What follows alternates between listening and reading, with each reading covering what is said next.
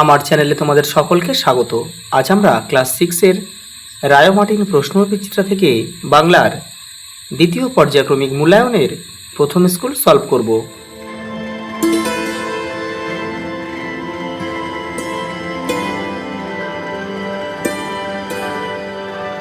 দেখো প্রথম স্কুল, যারা ইতিহাস, ভূগোল, পরিবেশ দেখোনি তারা চ্যানেলের প্লেলিস্টে যাবে, ওখানে কিন্তু সব দেওয়া রয়েছে। দেখো প্রথম প্রশ্ন, ছোট মফস্বল শহর। মফস্বল শব্দের অর্থ হচ্ছে শহরতলি। আলোক লুকায় বকের পাখায়। মাটির ঘর তৈরি তথা দেয়াল চিত্রের ক্ষেত্রে অগ্রসর হলেন সাঁওতালরা। বাঘ বাবা মা বাড়ি বদলে নিয়েছিলেন সজনে খোলায়। অসীম শব্দের অর্থ হচ্ছে সীমাহীন।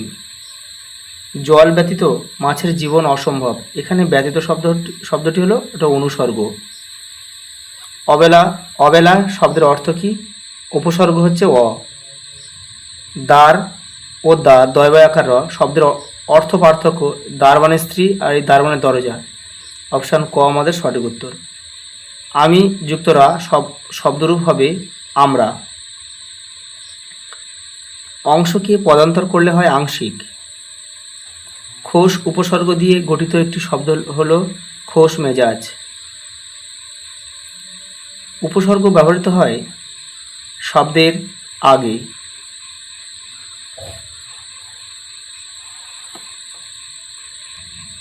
পরের প্রশ্ন দেখো, বৃষ্টির সময় গাছের পাতা কাঁপছিল কেন? দেখো রায় মার্টিন 126 নম্বর পেজে উত্তরে রয়েছে। দেখো এই যে দেখো, বৃষ্টির সময় গাছের পাতা কাঁপছিল কেন? বৃষ্টির সময় গাছের অর্থাৎ ঘাসের পাতা পাতলা ও দুর্বল বলে বৃষ্টির ফোঁটার আঘাতে কাঁপছিল। পরের প্রশ্ন দেখো, কড়ি কি? দেখে নাও। এই দেখো, কড়ি হচ্ছে মৃত ক্ষুদ্রাকৃতির সামুদ্রিক শামুক-খোল। এখানে পয়সা বা টাকা। পরের প্রশ্ন দেখো, আম গাছে কেন ঠেকো দিতে হয়েছিল? দেখো রায় মার্টিন 107 নম্বর পেজে রয়েছে উত্তরটা। এই দেখো, আম গাছে কেন ঠেকো দিতে হয়েছিল? যুদ্ধের সময় উড়োজাহাজ থেকে বোমা পড়ার ভয়ে সরকারের লোক ওই আম গাছটির একেবারে গোড়া পর্যন্ত ট্রেঞ্চ খুঁড়ে রেখেছিল। সেই দিন থেকে পূর্ব দিকে হেলে পড়ার জন্য কমজোরি এবং দুর্বল হয়ে পড়া আম গাছটিকে পেয়ারা গাছের দোফোকরা শক্ত ডাল দিয়ে ঠেকো দেওয়া হয়েছিল।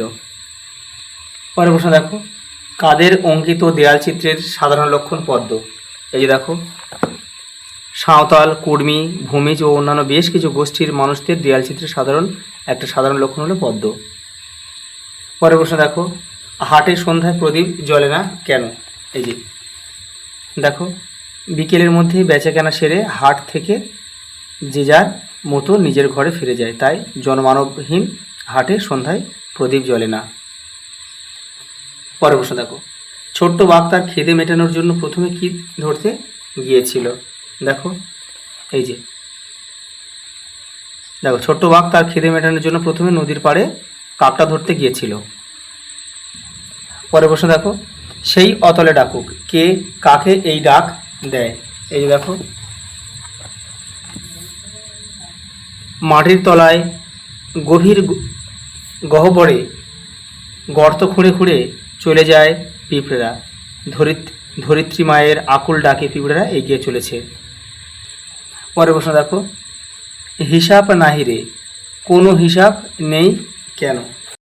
এই দেখো, সারাদিন নানা স্থান থেকে অগণিত মানুষ হাটে আসেন, কেউ তার হিসাব রাখে না, তাই হাটে কত মানুষ এলো বা গেল তার হিসাব থাকে না। পরের প্রশ্ন দেখো, দুদিনের ঘর বলতে কি বোঝো? এই দেখো, পৃথিবীতে আসা যাওয়া যে সকল স্বল্প সময়ের খেলা, এ কথা কবি জানেন। যে কোনো প্রাণী নিতান্ত অল্প সময়ের জন্য পৃথিবীতে আসে। আদর, সোহাগ, স্নেহ, ভালোবাসায় তারা একদিন ঘর বাঁধে, আবার সময় হলে একদিন তা ফেলে রেখেই তাদের চলে যেতে হয়। সুতরাং দুদিনের ঘর, তোমরা এখান থেকে এটা লিখতে পারো, কিন্তু শুধু এইটুকুনি লিখলে হয়, যেহেতু 1 নম্বরে দুদিনের ঘর বলতে প্রাণীকুলের ক্ষণস্থায়ী জীবনকালকে বোঝানো হয়েছে, এখান থেকে এইটুকুনি লিখবে। পরের প্রশ্ন দেখো, কটক কোন নদীর তীরে অবস্থিত? এটা হবে মহানদী। উড়িষ্যার একটা নদী মহানদী, সেই মহানদীর তীরে কিন্তু কটক শহরটা অবস্থিত। আশীর্বাদ গল্পে জল কেমন শব্দে হেসে উঠেছিল?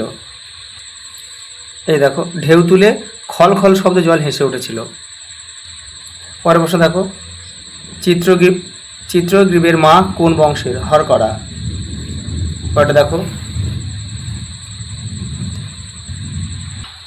পরের প্রশ্ন দেখো, বাস ডিপোয় অপেক্ষমান যাত্রীদের ছবি কিভাবে পাঠ্যাংশে ধরা পড়েছে? এই যে তোমাদের বই দেখো 74 নম্বর পেজে, তোমরা এখান থেকে এটা করবে। এই যে দেখো, সাহিত্যিক সুভাষ মুখোপাধ্যায়ের মরশুমের দিনে নামক রচনায় বাস ডিপোর ব্যস্ত ছবি ধরা পড়েছে। এখান থেকে এটা তোমরা কিন্তু মুখস্থ করবে না, পড়ে নিয়ে নিজের মতো করে লিখবে। পরের প্রশ্ন দেখো, মাটির দেয়াল চিত্রগুলি সাধারণত কোন কোন উৎসবে আঁকা হয়? এই যে দেখো এখানে রয়েছে, দেখো আশ্বিন মাসে দুর্গাপুজো ও কার্তিকের অমাবস্যা বা দীপাবলি এই দুই উৎসবে আঁকা হয়। পরেরটা দেখো, দুধে মাটির ওপর কীভাবে চিত্রণ করা হয়? দেখো এই যেখানে রয়েছে, দেখো এই যে দুধে মাটি আসলে হালকা রঙের বেলে মাটি, অত্যন্ত, এই পর্যন্ত তোমাদের লিখতে হবে কিন্তু। দেখো অত্যন্ত মসৃণভাবে নিকোনো দেয়ালে এই মাটির গোলা দিয়ে নাতা দেয়া হয়। এই মাটির রং হালকা হলদে বা সাদাটে। দেয়ালে নাতা দেওয়ার পরে মাটির প্রলেপটি ভিজে থাকতে থাকতে তার উপর হাতের আঙুলের ডগা দিয়ে দাগ টেনে ছবি এঁকে দেওয়া হয়। এভাবেই দুধে মাটির উপর চিত্রণ করা হয়। পরে দেখো, তুই করবি বাগান, বাগান করার প্রস্তাব কার ছিল? বাবা কেন এমন মন্তব্য করেন? এই দেখো, দেখো তুই করবি বাগান, রাজকিশোর পট্টনায়কের ফাঁকি গল্পে গোপালের বাবা এমন মন্তব্য করেছিল কারণ ছেলে আম গাছ না লাগিয়ে ফুলের বাগান করতে আগ্রহী দেখে বাবা বলেন তাদের বাগানের মাটি বেলে মাটি, জল দেওয়ারও সুবিধা নেই। এর উত্তরে গোপাল যখন বলল সে নিজের হাতে জল দেবে ফুল গাছে, তখন তার বাবা রেগে গিয়ে বলেছিল যে নাকি নিজের হাতে জল তুলে স্নানটুকু পর্যন্ত করতে পারে না, সে দেবে গাছে জল। এই কারণে গোপালের বাবা বলেছিল তুই করবি বাগান। এগুলো কিন্তু তোমরা মুখস্থ করবে না, পড়ে নেবে, পড়ে নিয়ে কিন্তু নিজের মতো করে ছোট করে লিখবে। পরের প্রশ্ন দেখো, ভদ্র বাঘে হেথায় বাঁধে ডেরা কোন কবিতার অংশ? বাঘছানার এমন মনে হয়েছিল কেন? দেখো দেখো, বাবা মা বাঘ তাদের ছানাকে পাখিরালয়ে এনে রেখেছিল, কিন্তু ছোট্ট বাঘ দেখে সেখানে শুধুই পাখি আর পাখি, কোনো ছাগল ভেড়া হরিণ সেখানে নেই। ফলে শিকার ধরতে না পেরে সে খিদের জ্বালায় ছটফট করে। এই কারণে ছোট্ট বাঘের মনে হয়েছিল যে কোনো ভদ্র বাঘের সেখানে ডেরা বাঁধা ঠিক নয়। পরেটা দেখো, মাটির বুকে যারাই আছে এই দুদিনের ঘরে উদ্ধৃত কবিতার লাইনটি কোন কবির লেখা? কে সবাইকে কিভাবে এই দুদিনের ঘরে আদরে ঘিরে রাখে? দেখো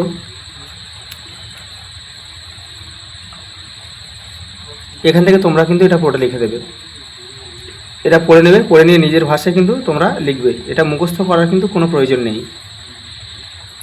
পরের প্রশ্ন দেখো, উদার আকাশে মুক্ত বাতাসে চিরকাল একই খেলা কোন প্রসঙ্গে কবি আলোচ্য পংক্তিটি লিখেছেন? তিনি এখানে কোন খেলার কথা বলেছেন? দেখো 84 নম্বর পেজে রয়েছে রায়ন মার্টিনে। দেখো এখান থেকে এই যে প্রশ্নটা রয়েছে তোমরা কিন্তু এখান থেকে লিখবে এটা। এই যে হাড়ের মধ্যে পৃথিবীর বুকে মানুষ আসে আর যায়, এখান থেকে এই পর্যন্ত লিখে দেবে। দেখো পরের প্রশ্নগুলো কিন্তু সব হজবরলা থেকে দিয়েছে। দেখো, পয়সা পেয়ে কাকের মহাপূর্তি, কাককে কে পয়সা দিয়েছিল, কেন দিয়েছিল?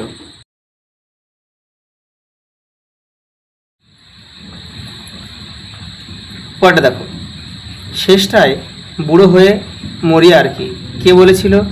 বুড়ো না হওয়ার জন্য বক্তা কী করে? দেখে নাও।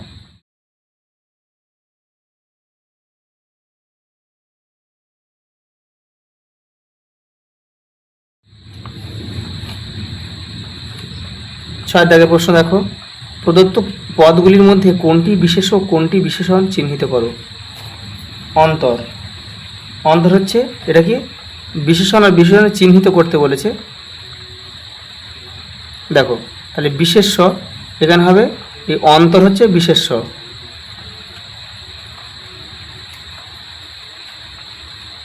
আর বিশেষণ ঐশ্বরিক হচ্ছে বিশেষণ।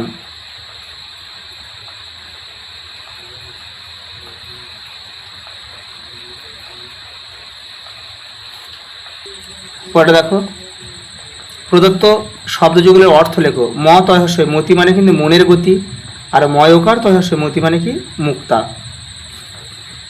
এটা হচ্ছে, আমি এটা লিখে দিচ্ছি, ম তয়স্যই মতি মানে মনের গতি, আর ময় ওকার তয়স্যই মতি মানে মুক্তা।